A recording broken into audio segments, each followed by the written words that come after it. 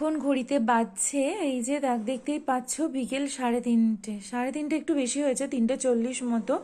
তো আমি এখন প্র্যাকটিস করছি সুবীর দাসের বইয়ের এই যে অনুপাত সমানুপাত এই চ্যাপ্টারটা। এটা সব থেকে সোজা চ্যাপ্টার, মানে মানুষ অঙ্ক শুরু করে এই চ্যাপ্টার থেকেই।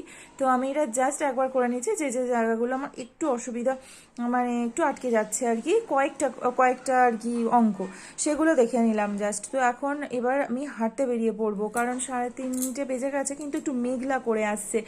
এই যে দাঁড়াও তোমাদের দেখাই, এই যে এখন 3:30 বাজে বলে বোঝাই যাচ্ছে না, হঠাৎ করে কিরকম একটা যেন মানে সূর্য ডুবে গিয়ে অন্ধকার মতো হয়ে আসছে। তো আমি একটু তাড়াতাড়ি চলে যাই, একটু বাইরে থেকে হেঁটে আসি। তো চলো যাওয়া যাক।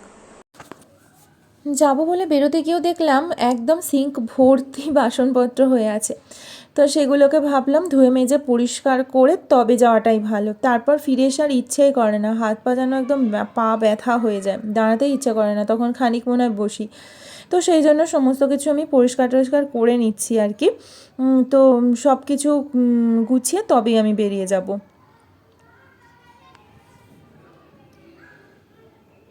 এখন বেজে গেছে বিকেল 4:20। তো আমি বললাম তোমাদের কিছুক্ষণ আগে যে মেঘ করে আসছে, তো তাড়াতাড়ি চলে যাবো হাঁটতে। তো গেলাম না, কারণ দেখলাম রোদ উঠে গিয়েছে, আর ঘরের কিছু কাজ ছিল সেগুলো করে নিলাম।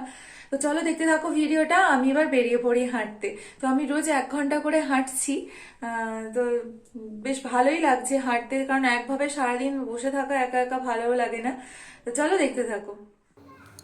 আমি চলে এসেছি হাঁটতে। তো তোমাদের সাথে এই জায়গাগুলো খুবই বারবার আমি শেয়ার করেছি। দেখো ধারে ধারে কত সুন্দর সুন্দর ফুল ফুটে রয়েছে, ওই দিকেও ধারে লেকের ধার বরাবরও কি সুন্দর সুন্দর সব গাছে ফুল রয়েছে, সাদা ফুল ফুটেছে। তো আজ একদম ফাঁকা দেখতে পাচ্ছি, খুব 2-4 জন হাঁটছে। 5টার পর অনেকেই আসে, তবে তাড়াতাড়ি তো সন্ধে হয়ে যায়, তাই আমি তাড়াতাড়িই চলে আসি। তো আজ এই ভিডিওটা এই পর্যন্ত। সকলে ভালো থেকো, সুস্থ থেকো, টাটা।